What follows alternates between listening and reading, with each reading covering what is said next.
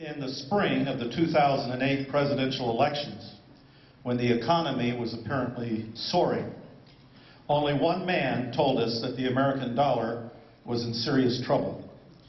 Only one man warned us that we could not continue financing endless wars. Only one man insisted that we were creating 10 terrorists for every one that we were killing. Only one man reminded us that if we sacrifice liberty for security, we will lose both. That man stands firm and strong for the American Constitution, and he's reminded all of us who spend our lives working for others that without liberty, all of our best work, our best charity, our best intentions would be virtue without function.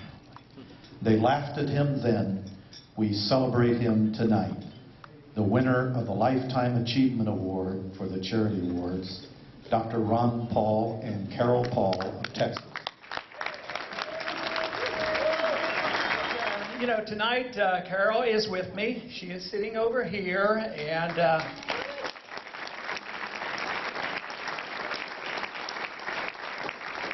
we have just recently celebrated our 53rd wedding anniversary, and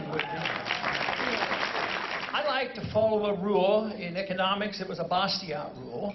Governments should never be able to do anything that you and I can't do.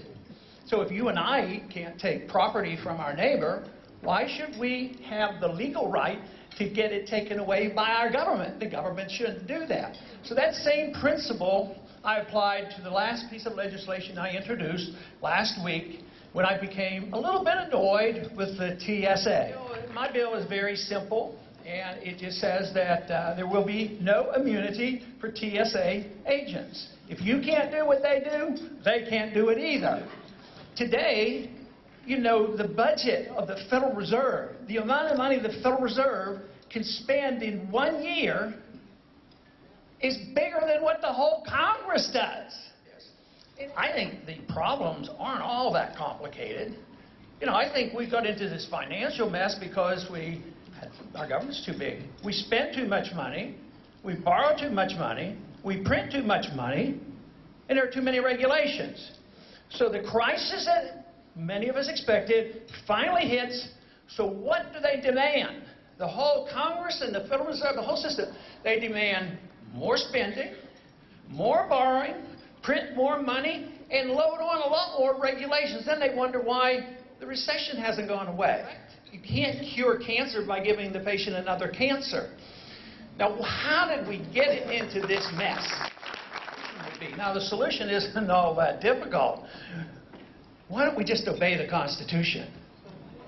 You know, if we got into this mess by disobeying the Constitution, why shouldn't we apply the Constitution? That means we should limit government. What should the purpose of government be? Should it be for policing the world and running a welfare state?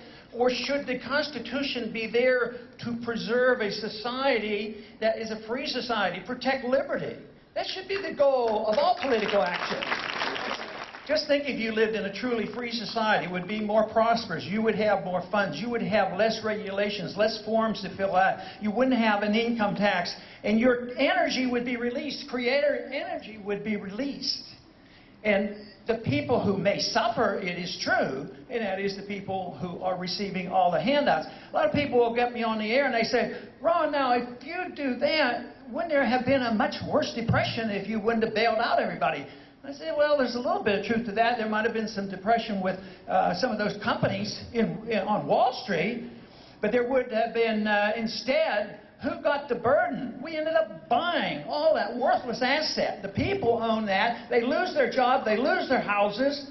And it's all unnecessary. We need a restoration of that confidence. But it's a spiritual confidence. It's a responsibility of confidence. We believe, at least I do, in free will and determination of our eternity and our hereafter. It should be that we should accept the principle that we should take care of ourselves and our family. And for those who need special help, a generous society. And that is what I witness here. That is why I am delighted to participate on a program like this. I feel very honored that I could, even if I am a politician coming to talk to you.